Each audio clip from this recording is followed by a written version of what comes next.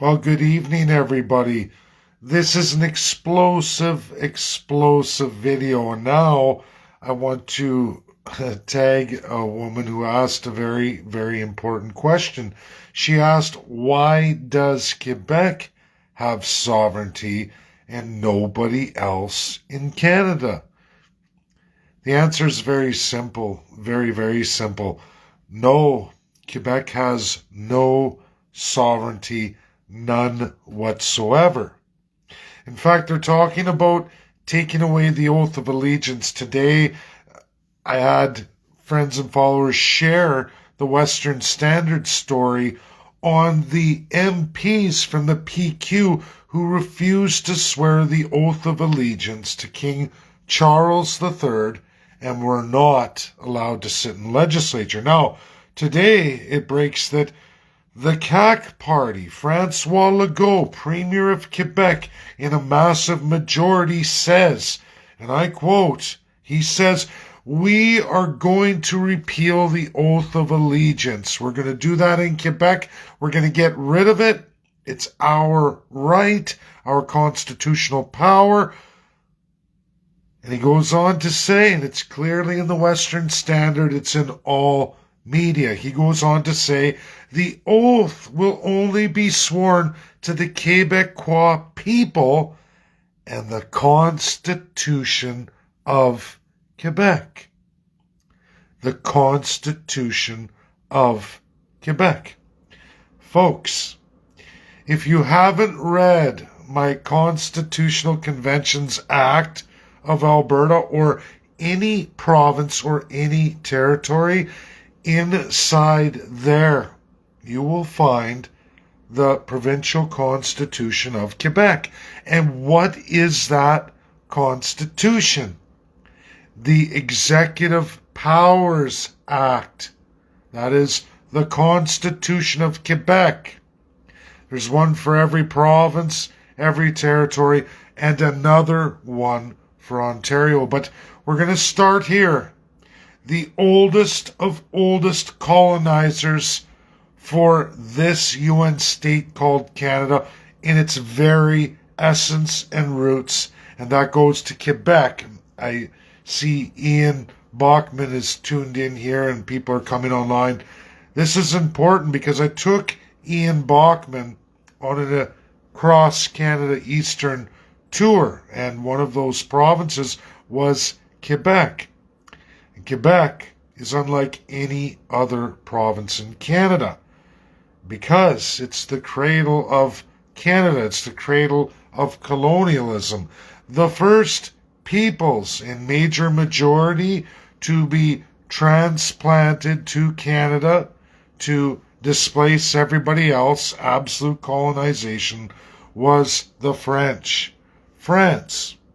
We can go look at Newfoundland and other eastern island states of Canada and see Portuguese and Spanish going into that, but they never made it materialize. They didn't go past the fort stage, the military garrisons. They never went further than that. They abandoned colonialism. Again, I'm going to say it. This is colonial countries, age of empires, who took their populations to displace the indigenous populations of the land, not their natural territory. They came across the seas, or you can fly today, it's still being done, and you can displace peoples with peoples from all over the world. Quebec started it in the country we call Canada. They're the first. There's 150 plus years of Canada. That's Canada 1867. But, folks, there's another 150 years of the French Empire in Canada, New France. That was the original name of the colony of Canada, was New France. You had British Columbia and New France. The reality is, folks, many generations later, it would be the War of Independence, the United States of America, even the War of 1812, before you would see the massive influx of what are called loyalists to Quebec and what is now Ontario. There at one time was the Upper and Lower Canada. It was first New France, then it became the province of Canada after Upper and Lower Canada, and then, of course, it was split again into Confederation, Ontario, and Quebec. The first province is Quebec. It is the first creation of Canada. Ontario is all of the loyalists that fled the United States of America in groves post the War of Independence. Loyalists left, went to Canada. Quebec reduced. There was once a British Quebec after the 7-Year War. There's that prehistory too. Prehistory too. After the War of Britain and France, the 7-Year War, there was British Quebec. Much of USA all the way past Louisiana, all the way up to what is now Upper and Lower Canada today, or as we all know it, Ontario and Quebec. They used to all be one. It's changed many times. We took Quebec. That model, they got civil law because the French outnumbered the British loyalists of the time. They did end up splitting it. We got 2 provinces in Confederation, and those first 2 provinces that were Upper and Lower Canada each constructed a constitution for the provinces building the Confederation. They're the only 2 provinces in all the other 8 and the 3 territories that have separate provincial constitutions. And if you haven't read them, you've got to go look it up and read it. I'm going to say it again. The Executive Power Act of Quebec, the oldest provincial constitution. Does it give Quebec sovereignty? The answer is absolutely not, because all other provinces outside of Ontario, we'll get into that in another video, they are too distinct, but we'll get into sovereignty. And I want to say one thing very clearly, and it needs to be said now, especially for all Westerners. When you go through the mechanical design of the system of Canada and each and every individual province, you break down its constitution, meaning how are the rules of governance, what are the mechanisms, what's the machine that runs Canada and each and every province and each and every territory. What are the mechanisms? Well, these are the primary mechanisms that establish our government, whether you like it or not. I don't like it, but it's the mechanism, the machine that runs it. Those are constitutions. And in Canada, in the province of Quebec, the Executive Power Act of Quebec. Executive Power Act of Quebec. In there, just like all the others, it lists the Crown Lieutenant Governor, but there's much more to it than meets the eye. As you go from the power, the absolute executive power of Lieutenant Governor, it goes down to an Executive Council, because Quebec was fashioned in civil law and fashioned in its own parliamentary system, much the same as Canada's federal government. In fact, Lieutenant Governor can appoint in the council the Prime Minister of Canada and any federal minister to that Executive Council. Do you think, with just hearing that, when you go through these very short constitutions, they're very short, provincial, autocratic, crown colonial constitutions. Every province has one. Every territory has one, because the territories are built off 2 specific provinces. If you guessed Alberta and Saskatchewan, you'd be correct.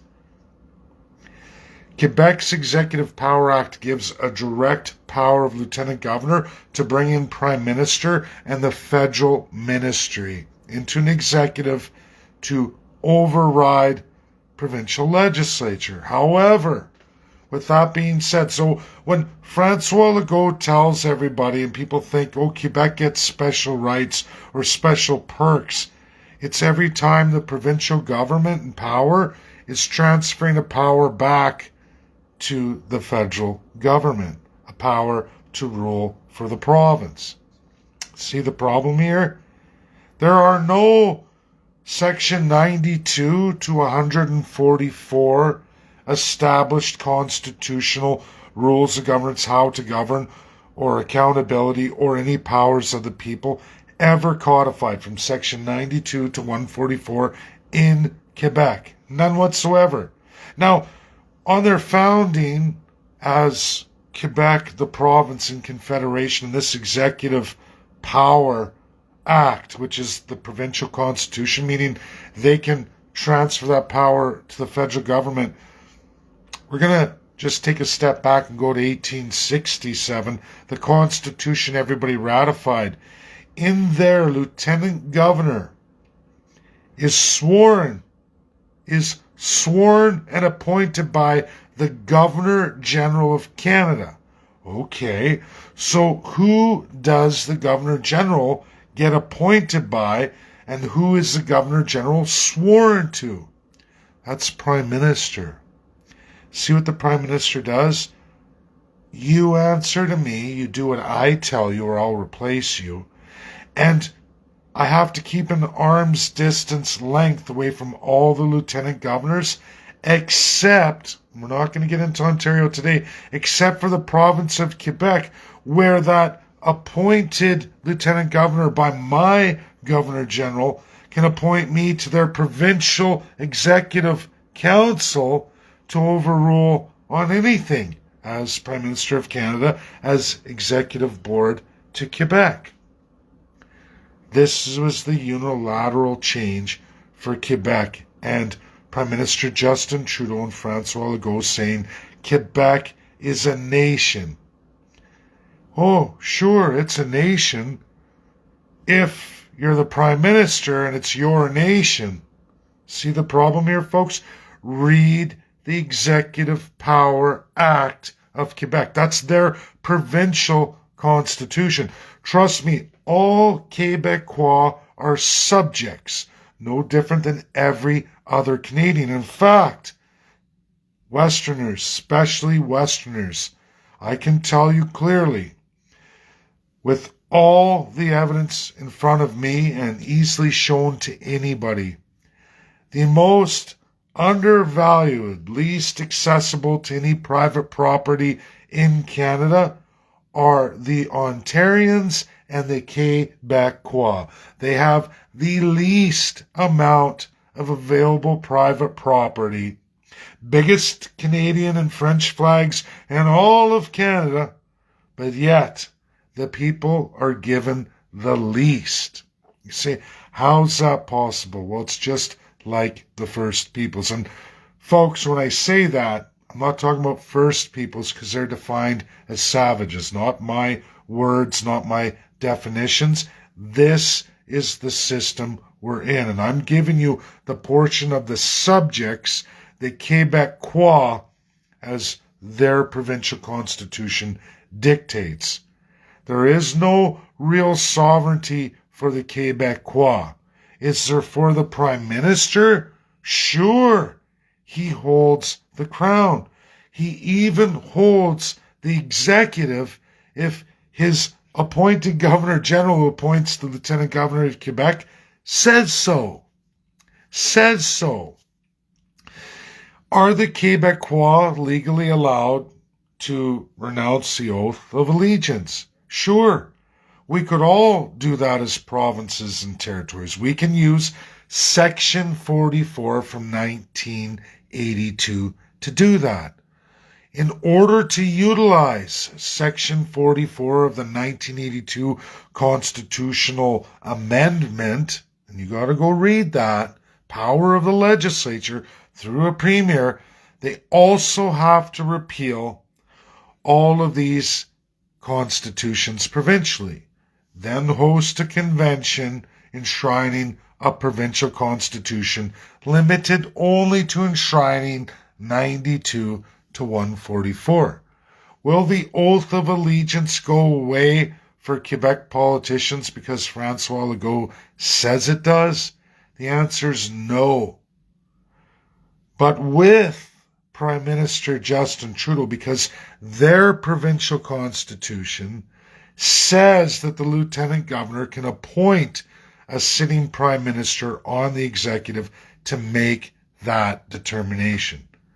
That is the difference between the powers of the executive constitution of all the other provinces and Quebec. Quebec adds another realm of giving their power and sovereignty to the Prime Minister, who's clearly forever and a day given it away, each and every one of them do, to the United Kingdom. They do this to keep their crown. And to keep their crown means even Francois Legault will have to do it to keep his. Because if you say no to the UK, they're a P5 power. They made a deal with the Allies in World War II to end the crown. King George VI did this and had nearly finished, and unfortunately he died. He died while working on Canada. Had he removed the crown from Governor General, removed the UK crown from all lieutenant governors and commissioners of said territories? Yes, you will find that is the year he did that. Canada held all those crown positions. Now, if he would continued on, he would have dismembered those crown positions. He would have dismembered the crown from Canada, and Canada would have had to have a constitutional convention federally, many dismemberments, as well as they would have had to do provincial constitutions. We are a federalism. We're not a federalism because Quebecois, they're both colonials. British loyalists or French Quebecois were all crown colonials. They don't develop federalism. They all come from unitary states. That's a lie. It's the First Peoples who created the federalism. History is written wrong in Canada. It's done on purpose. It's done by two foreign crowns who say that they are distinct peoples, but none of the rest of you are in any of your races, religions, or beliefs, or even your ethnicity you're born into, like First Peoples, First Nations. They say, oh, no, you don't get that. We do because we're the crown colonials and we're in a monarchical system. We're come from that. So we get to dictate that on these soils. But the reality is you can't argue the Quebecois or the British loyalists created federalism in Canada because they're both unitary states, even now, today. They've never been federalists. They've never utilized that system. They've never invented it. It's cockamamie to say, well, we were mixing Britain and France. Well, I can tell you all right now that in real history, all British subjects in all their history used to speak French. In fact, French was a universal language before English. If you don't believe me, there's a famous literarian coming from those empire days who was the first to write in the English language, William Shakespeare. A little over 500 years ago. Before that, everybody spoke French. It's why people always see older and older laws all in French, because that was the language. It wasn't English. English came much later. It came at the time of William Shakespeare. A monarch decided, I want to write in English. I want it written in English. Dark Ages, reality, constitutional monarchies, it's a sick history. It's always lies or misleading information or actual fabricated history. There's no federalism out of Quebec and Ontario. They didn't create it. It's not a magical creation between the French and English because they've been unitary together or apart all the way through history and all the way after history. USA and Russia are federalisms. How did they get there? Well, the First Peoples. People can argue this stuff, but it's like the clock found down in South America, the massive calendar solstice calendar. It's a magnificent feat made many thousand years ago. Looks like a lot has been hidden from us, especially in the Catholic system or even in the British church system. It's reality. It's reality. And people can say it's not, but read the Executive Constitution of Quebec. There is no sovereignty, and there's no oath of allegiance that's going to be removed from the crown monarch. I don't see it.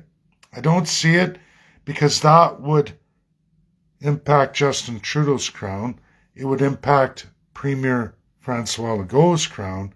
And then they would have to constitute for the people. Now, maybe Quebec's ready. Maybe Quebec's going to do that. Maybe they're going to be the first. I had high hopes that it would be Alberta. I fought really hard to see that for Alberta.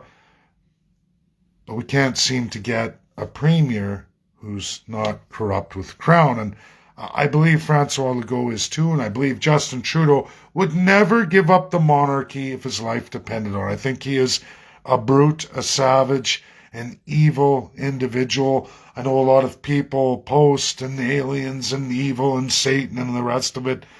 The truth is, human beings, when left to these vices, the crown has always been a powerful, controlling, compelling thing for anybody who touches it. I always look at it like Lord of the Rings. If anyone's ever seen that, the story of the Hobbit and getting rid of this ring, and some people can resist it, but most will be succumb to it, and they'll get drunk with the precious power, control, the wealth, the authority. They fall in love with it. And sadly, that's just human nature. People have risen above it in history. The Americas, United States of America, bam, 13 colonies, War of Independence, they rose above it. But it's a poison pill. It's always here, and until you get rid of it, that poison pill will continually infect everyone. As I seen in COP27 today, didn't matter with the Russia, China, and all of the non-annexes. This is the truth. Now I hope Francois Legault is legitimate. But when he says, you will swear your oath to the Constitution of Quebec, guess what you're doing? The Executive Power Act of Quebec. You're swearing the oath of allegiance to King Charles III and all his heirs. It's there. You'll do it through that avenue. Maybe that's going to be their little trick. The trick, just like Citizenship Act. It's a trick. Oh yeah, you're a citizen. You're a citizen. But remember, swear this oath as a subject of a foreign tyrant. And that gives me, the premier, or me, the prime minister, the ability to send all your wealth, commit all kinds of atrocities against you, the subjects, because you're not citizens, you're not real people, you're not classed as people, and neither are those savages that we've defined in the 1876 Indian Act that no one likes to talk about. Still enacted today, still used, CRA uses it, everybody in government uses it. But zip your lip, let's pretend it's not there. Let's pretend this isn't the truth. Just like let's pretend there's a Constitution of Quebec, but the reality is when you read it, it's the Executive Power Act that shows all the crown right there. Your oath of allegiance is signed away. Your lieutenant governor does it for you. Is that how we're going to play it? I don't know. It's sick. It's depraved. It's wrong. And Canadians, all Canadians need to wake up. The next video I do will be probably on Ontario. People ask questions when they're ready. Lady asked this. She pressed it. I seen Donald Dubitz there, said that's a good question. There's your answer. There is no sovereignty for Quebec citizens because they're not. They're subjects. And the Executive Power Act, you've got to read it. That's the Constitution of Quebec. In my constitutional conventions, I list all of them. And then people ask me, why don't you list the territories? Because the territories are based off Saskatchewan and Alberta. That's the way it goes because they were of the Northwest Territory, and it applies across. They don't have lieutenant governors, they have commissioners, but they're crown appointed, no different in design or in narrative than the lieutenant governors. That's my video. Get it shared. This has never, ever been talked about. Ever publicly. No one's ever gone through it. No one's ever even mentioned it. And that's not by accident. The politicians don't like to go through this stuff. They don't. They want to trick you into believing in something that isn't real. We are crown colonial forever and a day, and it's never going to change. God bless everybody. Have a great night. Bye now.